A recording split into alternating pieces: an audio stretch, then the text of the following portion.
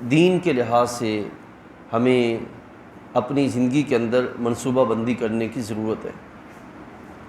یہ حدیث طیبہ آپ اپنے سامنے رکھیے اور پھر اس کے مطابق ہم اس تدبیر کو، اس منصوبے کو آپ کے سامنے پیش کرتے ہیں۔ سیدنا ابو ہریرہ رضی اللہ تعالیٰ عنہ اس حدیث طیبہ کے راوی ہیں۔ وہ فرماتے ہیں کہ رسول کریم علیہ السلام نے ارشاد فرمایا کہ اللہ تعالیٰ بندے سے فرماتا ہے، حضرت انسان سے،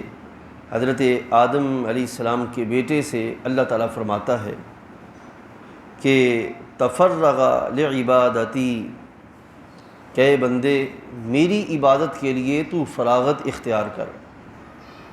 یعنی کہ زندگی کی مصروفیات میں سے اپنا وقت نکال کے میری بندگی کو قائم کرنے کے لیے تو کیا کر، فراغت اختیار کر۔ اب اس کا فائدہ کیا ہوگا؟ املأ صدرک غنًا، میں تیرے سینے کو دنیا سے بے نیازی عطا کر دوں گا۔ اب یہ رب ذوالجلال جل وعلا کا بندے کے لیے اعلان ہے کہ تو کیا کر، کہ میری عبادت کے لیے فراغت اختیار کر۔ تو عزیز دوستو سوچیں ایک لمحے کے لیے کہ فراغت وہی اختیار کرے گا جو عبادت کو اہمیت دے گا، اور پھر عبادت کا جو دائرہ کار ہے اس کو سمجھے گا، تو وہی بندہ جو ہے وہ عبادت کے لیے وقت بھی نکالے گا، اس کو جو ہے وہ ادائیگی کے اہتمام کا سارا سلسلہ بھی کرے گا۔ اور اگر کوئی بندہ عبادت کو اہمیت نہ دے تو اس کا نتیجہ کیا نکلے گا کہ وہ کبھی بھی اس طرف نہیں آئے گا، یا آئے گا تو سرسری طور پر آئے گا۔ تو یہ ایک پہلا بنیادی پہلو ہے کہ رب ذوالجلال جل وعلا کے فرمان کے مطابق ہم اپنے آپ کو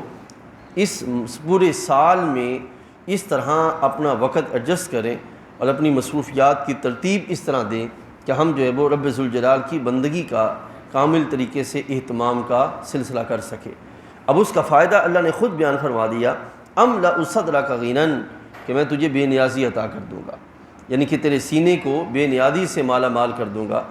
وَأَسُدُّ فَقْرَكَ، اور ساتھ یہ فرمایا کہ اس عبادت کا فائدہ یہ ہوگا کہ فقر یعنی کہ تنگ دستی کے رستے تمہارے رستے سے ہٹ جائیں گے، یعنی کہ تمہیں زندگی میں کبھی تنگ دستی نہیں آئے گی، تمہیں تنگ دستی کا سامنا نہیں کرنا پڑے گا۔ اب یہاں پہ مثال آپ کو دیتا ہوں، خود سوچئے گا کہ ماہ مقدس ماہ رمضان مبارک کی جو اللہ نے خوبیاں بیان کی ہیں، ان خوبیوں میں سے ایک خوبی یہ ہے کہ اللہ تعالیٰ بندہ مومن کے رزق میں اضافہ فرما دیتا ہے۔ اب اس رزق میں اضافے کا کس طرح سلسلہ ہے؟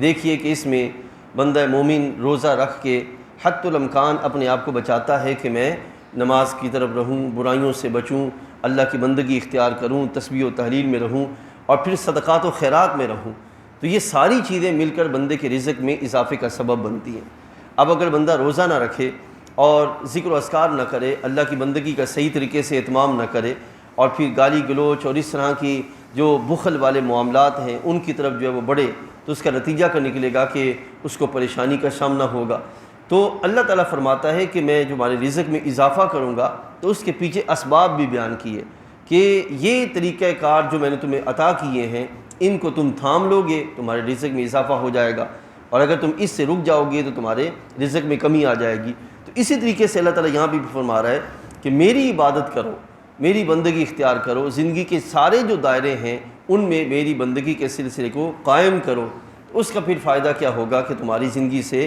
دو چیزیں، ایک یہ کہ سینے کی تنگی دور ہو جائے گی، اللہ تعالیٰ وسعتیں عطا کر دے گا، اور دوسرا یہ کہ اللہ تعالیٰ تمہیں مالی تنگی، فقر، اس کیفیت سے بھی اللہ تعالیٰ تمہیں محفوظ فرما دے گا۔ تو آپ سوچیں کہ لمحے کے لیے کہ ایک وہ نوجوان ہے کہ جو بندہ جو اپنے گھر میں موجود ہے اور وہ عبادت کے، بندگی کے وہ پہلو جو رب تعالیٰ نے اسے سکھائے ہیں وہ سیکھ لیتا ہے، تو اس میں سے ایک یہ ہے کہ بندہ مومن کسی پہ بوجھ نہیں بنتا، وہ زمانے میں بوجھ بانٹنے والا ہوتا ہے، بوجھ بننے والا نہیں ہوتا۔ تو جب وہ اپنی ذمہ داریوں کو سیکھ جائے گا، ذمہ داریوں کا احساس اس سے آ جائے گا، تو پھر آگے وہ کردار ادا کرنے کے قابل بھی ہو جائے گا۔ تو یہاں مطلب یعنی کہ عبادت کے لیے فارغ کرنے کا مطلب یہ نہیں ہے کہ بندہ صرف نماز کے لیے وقت نکالے، نہیں، اللہ کے احکام کو سیکھ کر زندگی کے سارے نظام کے لحاظ سے اللہ کی بندگی کو قائم کرنے کا اہتمام کرنا، یہ ہے، یہ سارا سلسلہ کرے۔